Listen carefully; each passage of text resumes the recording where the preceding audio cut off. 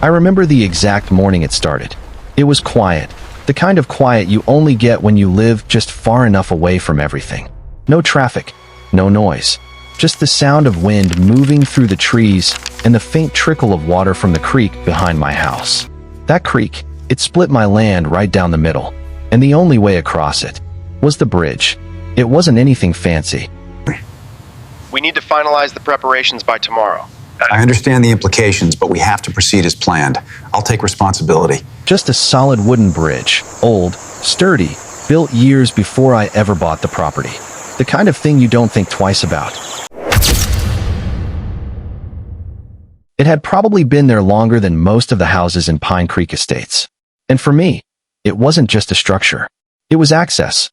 Half my land sat on the other side of it. That morning, I was sitting at my kitchen table with a cup of coffee when I heard the sound of tires on gravel. Didn't think much of it at first.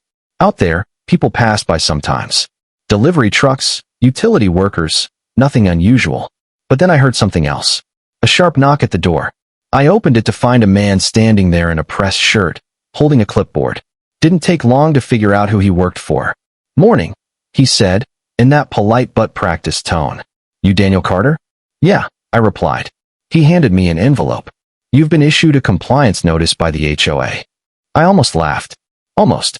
I took the envelope, thanked him, and closed the door. Didn't even open it right away. Just walked back to the table, sat down, took another sip of coffee, and stared at it for a second. Something about it already felt unnecessary. When I finally opened it, that's when things got interesting. Notice of non-compliance. Bold letters. Formal language. A whole lot of confidence packed into a single page. And right there in the middle of it, the problem. Unauthorized structure. Wooden bridge located at rear property line. I leaned back in my chair and looked out the window toward the creek. Toward the bridge. For a second, I actually thought it had to be a mistake. That bridge had been there for years. No one had ever said a word about it. Not when I bought the land. Not during inspections. Not even when the HOA first started getting strict. But now suddenly, it was a problem. I read the next line. Owner is required to remove structure within 14 days or face penalties, fines, and further legal action. 14 days. To remove the only thing connecting half my property. That's when I picked up the phone. It rang twice before someone answered. Pine Creek Estates HOA, a woman said. Her voice was calm, controlled. The kind of voice that sounded like it had delivered bad news many times before. "Hi," I said. "This is Daniel Carter, Lot 47. I just received a notice about a bridge on my property." There was a brief pause. Then, "Yes, Mr. Carter. That structure is not compliant with HOA regulations." "Not compliant?" I repeated. "It's been there longer than the HOA." Another pause. Shorter this time. Tighter. "That doesn't matter," she replied. "All structures must meet current community standards." I let out a small breath. Try to keep things reasonable. "Look," I said, "that bridge gives me access to half my land. You're asking me to remove it without offering any alternative." Her response came quick. Cold. "That is not our responsibility, Mr. Carter. Compliance is yours." And just like that, the tone changed. This wasn't a misunderstanding. This wasn't a conversation. This was an order. "All right," I said slowly. "And if I don't remove it?" There was no hesitation. "Then the HOA will take appropriate action." I hung up the phone and just sat there for a minute, thinking, because something about this didn't sit right. Not just the demand, but the confidence behind it. They weren't asking. They were certain. And that told me something important. They hadn't checked. Over the next few days, the letters kept coming. More warnings. More fines. Each one more aggressive than the last. Then came the final one. Bright orange. Impossible to ignore. They didn't even mail it. They posted it. Right next to the bridge. Final notice, removal required. That's when I decided to go to the HOA meeting. Now, I don't usually go to those things. Never saw the point. A room full of people arguing over mailbox colors and lawn height wasn't exactly how I liked to spend my evenings. But this was different. So I showed up. The room was already full when I got there. Neatly arranged chairs. Long table at the front. Papers stacked. People whispering. And at the center of it all, Linda Hayes, HOA president. You could spot her instantly. Perfect posture. Perfect hair. That look on her face like she already knew how every conversation was going to end. Her eyes landed on me the second I walked in. And she smiled. Not a friendly smile. The kind of smile that says, "I've been expecting you." "Mr. Carter," she said, gesturing toward an empty chair. "Please, have a seat." I didn't sit. "I'll stand," I replied. The room got quiet. Everyone knew why I was there. "I got your notices," I said. "About the bridge." She nodded calmly. "Yes. And I want to understand why it's suddenly a problem." Her expression didn't change. "It's not sudden," she said. "It's enforcement." "Enforcement of what?" I asked. "A structure that's been there for years." She leaned forward slightly. "Mr. Carter, that bridge was never approved. There it was. Not damaged. Not unsafe. Just not approved. And now?" I asked. "Now," she said, her voice sharpening just a little. "It won't be there anymore." Silence. The kind of silence that fills a room when everyone realizes something just shifted. I looked around. At the faces. At the people who were watching this unfold like it was some kind of show. Then I looked back at her. "And if I don't remove it?" I asked again. This time, she didn't even pause. "We will." Just like that. Decision made. No discussion. No compromise. Just authority. I nodded slowly. Took a step back. "All right," I said. "Do what you need to do." And that's when she smiled again. Because she thought she'd won. What she didn't know, what none of them knew, was that I had already realized something. Something they hadn't bothered to check. That bridge, it wasn't mine. And I was about to let them make the biggest mistake of their lives. The day they crossed the line. I didn't try to stop them. That's the part people don't understand when they hear this story. They always ask the same question. Why didn't you fight it? Why didn't I call a lawyer? Why didn't I file an injunction? Why didn't I stand in front of the bridge and refuse to move? Truth is, I didn't need to. Because by that point, I already knew something they didn't. And sometimes, the best way to win is to let the other side lose on their own. The trucks showed up early. Real early. I heard them before I saw them. That low diesel rumble cutting through the quiet morning air. The kind of sound that doesn't belong in a place like that. I stepped outside with my coffee and walked up the small rise behind my house. From there, I had a clear view of the creek. And the bridge. 2 pickup trucks. A flatbed. And behind them, an excavator. Bright yellow.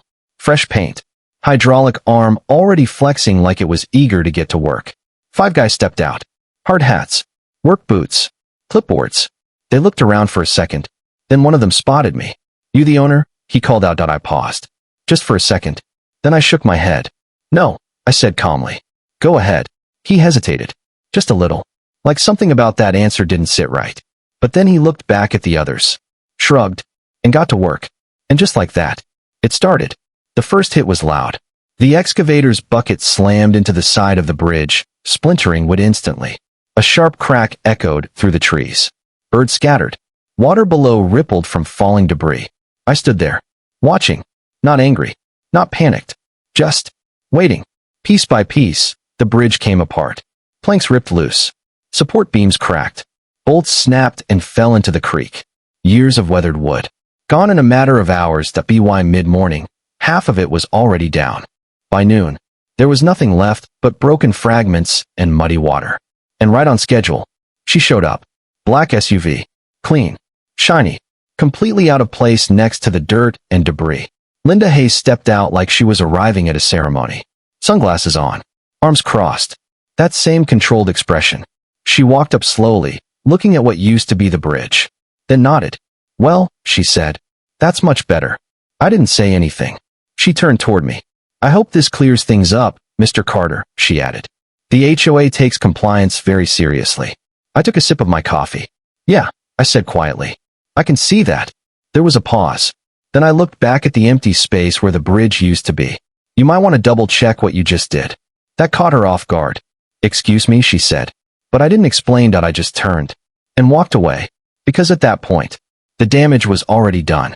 And now, it was their move. That afternoon, I made one phone call. Not to a lawyer. Not yet. I called the county infrastructure office. A man answered. "Yeah," I said. "I'd like to report unauthorized demolition." There was a brief pause. "Of what?" he asked. I looked out toward the creek. "Public access infrastructure," I replied. Silence. The kind of silence that tells you, you just said something important. "Location?" he asked. I gave it to him. Exact coordinates. Property lines. Everything. Then I added one detail. The one detail that changed everything. The structure was built over county-managed land, I said. Another pause. Longer this time. Are you certain about that? He asked.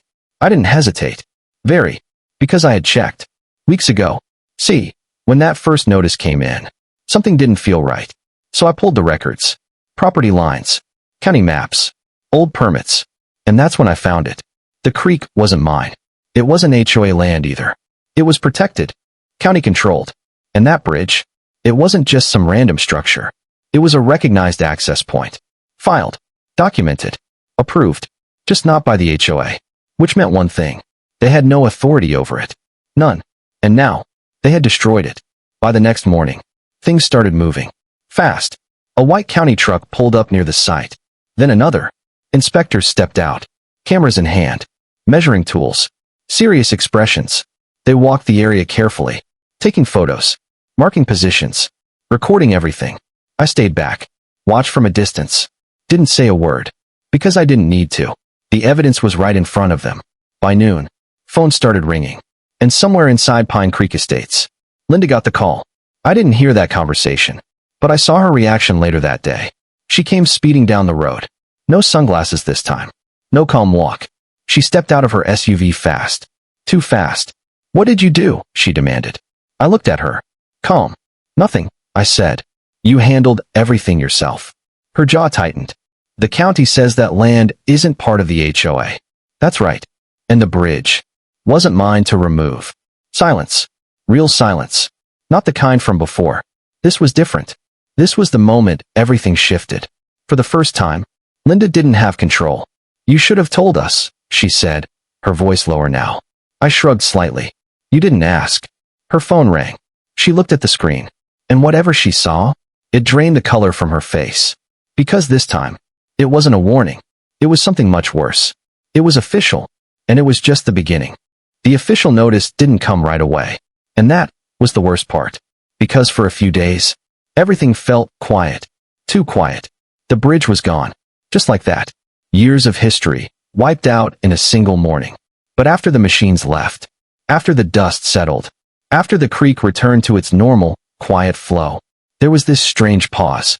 No letters. No calls. No updates from the HOA. Just silence. And in that silence, you could feel it. Something was coming. I went about my days like normal. Walked the land. Checked the fence line. Stood by the edge of the creek where the bridge used to be. It looked wrong. Not just empty. Wrong. Like something important had been taken out of the picture.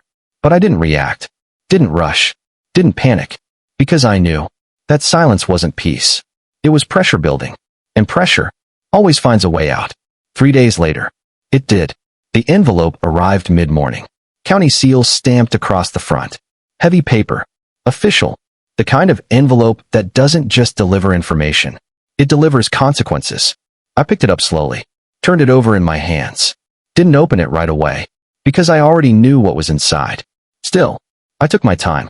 Sat down at the same kitchen table where this all started. Same chair. Same view out the window. Except now, there was no bridge. I opened the envelope. And there it was. Clear. Structured. Cold. No emotion. No hesitation. Just facts. Notice of violation. Followed by pages of documentation. Unauthorized demolition of county-managed infrastructure. Violation of environmental and land use regulations. Interference with protected access routes. Every line. Another weight added to the situation. And then, the part that mattered most. Penalties to be assessed.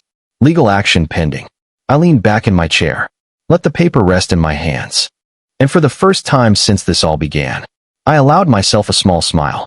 Because now, it wasn't about opinions anymore. It wasn't about HOA authority. It was about the law. And the law doesn't care about HOA rules. By that afternoon, the neighborhood started to shift. You could feel it in the air. People who usually kept to themselves were outside. Talking. Whispering. Looking toward the creek. County trucks came and went. Inspectors walking the land again. Taking more photos. More notes. No one from the HOA said anything publicly. But behind closed doors, everything was falling apart. Emergency meetings were called. Lawyers were contacted. Documents were pulled. Because now, they weren't in control anymore. They were reacting. And reacting. is always weaker than acting. Within 24 hours, the rumors started turning into numbers. At first, people didn't believe it. Then someone mentioned legal fees. Then someone else mentioned fines. Then someone said 6 figures. And suddenly, no one was laughing anymore. Because this wasn't just Linda's problem. This was everyone's problem. The next HOA meeting? It was nothing like the last one. The room was packed. Not with quiet observers, but with angry homeowners. People who had trusted the board. People who had followed the rules. People who had paid their dues. Now standing there, demanding answers. Linda stood at the front again. Same position. Same table. But this time, she didn't look in control. Her posture was tighter. Her voice slightly strained. "We are currently handling the situation," she began. "There is no need for panic." That's when it broke. "And no need," someone shouted. The room exploded.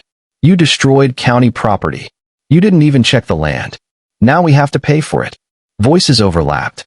Anger built fast. People stood up, pointing, accusing.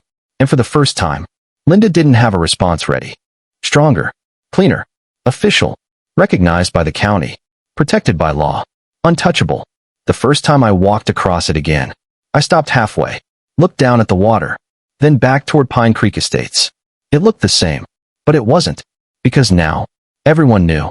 What happens when you try to control something that was never yours? They thought they were teaching me a lesson. About rules. About authority. About compliance. But in the end, they learned something far more important. Because sometimes, the biggest mistake you can make is being too confident, without checking the truth first.